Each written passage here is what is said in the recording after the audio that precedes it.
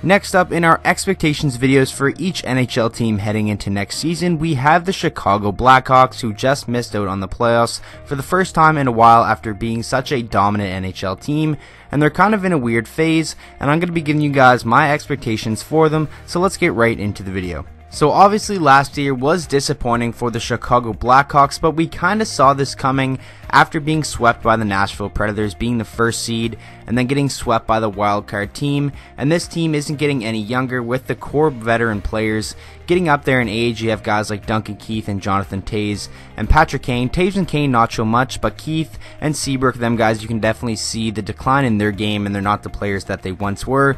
You could even argue Jonathan Toews isn't the player he was 3 years ago.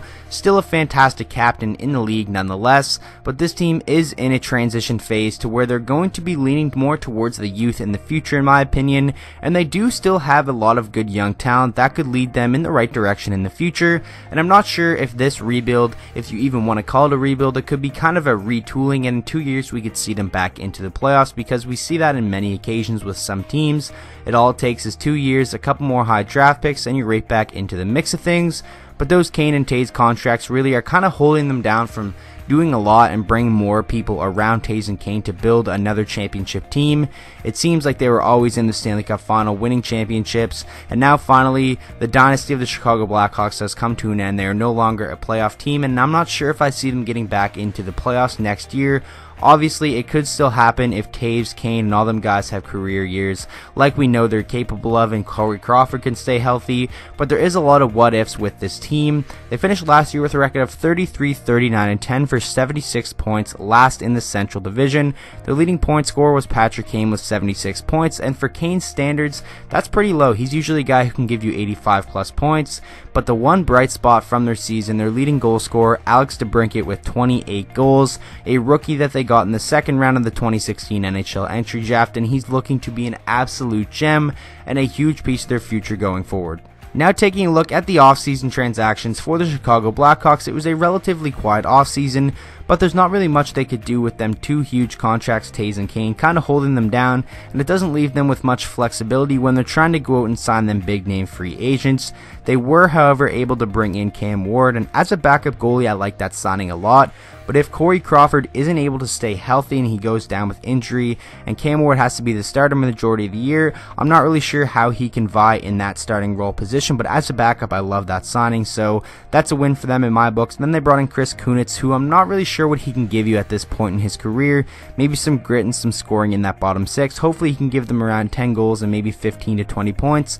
I think that would be a win as well. So I like the signings that they made. They didn't go out and make a huge splash because they really can't, but they did what they had to do. They addressed the backup goaltending need, and they addressed a hole in their bottom six with Chris Kunitz. And then obviously on the outs, Anthony Duclair, who signed with Columbus, and Patrick Sharp, who retired. So all in all, a pretty quiet offseason, and I don't really think these changes are going to make too much of an impact on how they play next season.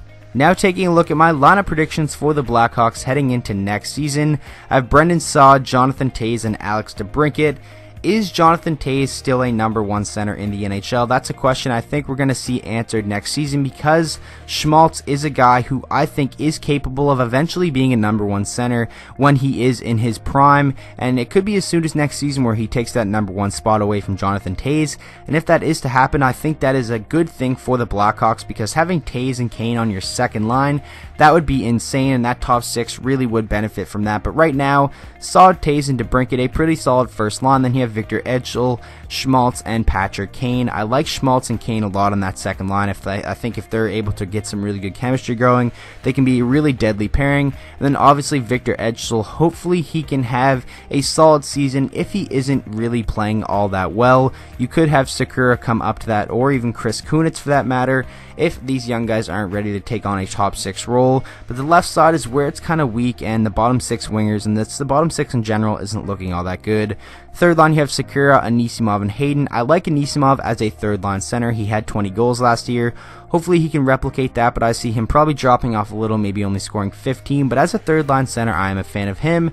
Then the fourth line, you have Kunitz, Kruger, and Highmore. Kruger and Kunitz, I'm not really sure how they fare on a fourth line role. It's going to be interesting to see what happens there. All in all, it's I think an average forward group. You have the stars there with Toews and Kane.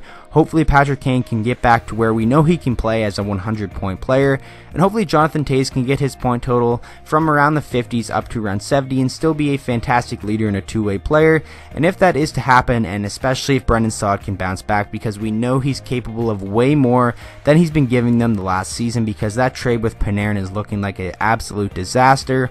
Obviously they probably wouldn't have been able to keep Panarin around with the cap issues, but right now, Brendan Saad for Panarin, that is looking like a steal for the Columbus Blue Jackets. So like I said, a pretty average forward group, but if everyone is to play to their full potential, I think they could still be pretty deadly next season. Now taking a look at the defense core for the Chicago Blackhawks, and this is really where things get shaky for this team in my opinion. You have Duncan Keith and Connor Murphy on that top pairing. Usually you're used to seeing Brent Seabrook up there, but I'm not sure if he's still a viable top 4 defenseman, let alone top 2. So I think if Connor Murphy has a good training camp, has a solid preseason, and comes in with some confidence, it would be pretty good for the Blackhawks if he can take that top pairing role and play with Duncan Keith. Then I have Gustafsson and Seabrook, Manning and Ruda. Obviously, this is a pretty bad top 6 if I want to be blatant with it. And then you have Yoki Haru there with the star beside him, because I think he could be a huge X factor for this blue line. If he's able to come in and has a really good training camp and has an unbelievable preseason, if he could take that top pairing spot and play with Duncan Keith, move Connor Murphy down to the second pairing, move Seabrook down to the third pairing to play with either Manning or Ruda, I think that would increase the depth of this and make things look not so bad for the Chicago Blackhawks on the blue line. Obviously they have Adam Boqvist as well, but he's going to be playing for the London Knights next season. I think he's still a couple years out from being a full-time NHLer. And then in goal you have Crawford and Ward, and if they are both healthy and playing at the caliber we know they can, I think that could be one of the best tandems in the Central Division. But if Crawford isn't to stay healthy and Ward has to step in and be a full-time starter, I think things really could turn for the worst very quickly. But it isn't so bad if they are healthy, but this defense core really is shaky and could use some retooling.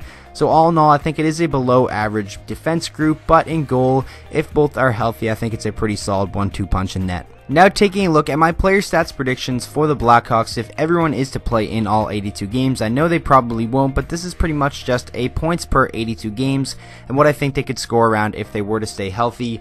I have Patrick Kane still leading the way. I still think he's the best player on this team by far. 31 goals, 49 assists for 80 points. Hopefully he can crack that 80-point mark. I think he's still definitely capable of doing so. Then I have DeBrincat, 34 goals, 40 assists for 74 points. Not having a sophomore curse, because if that is to happen, this could be a disaster of a season for the Blackhawks.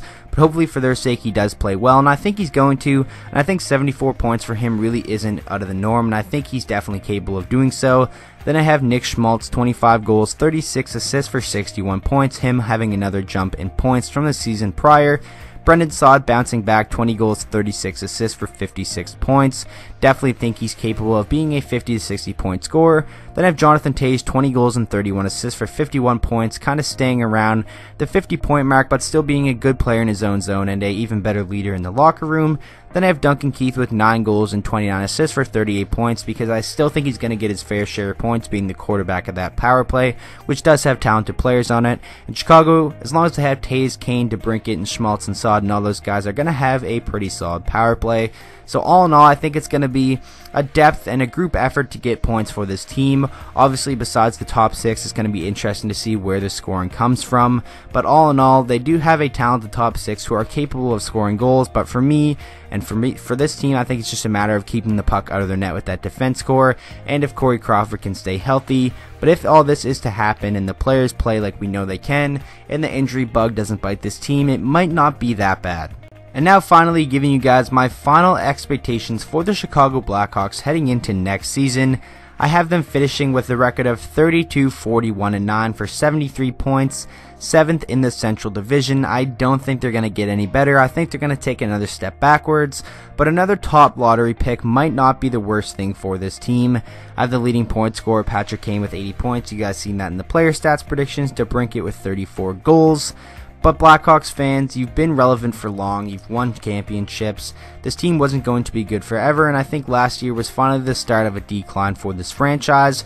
But the good news is I don't think it's going to take too long for this team to kind of retool and get back into the postseason, as they still have a lot of young talented guys, and their core players like Caden Toews should have a couple more years left of their prime.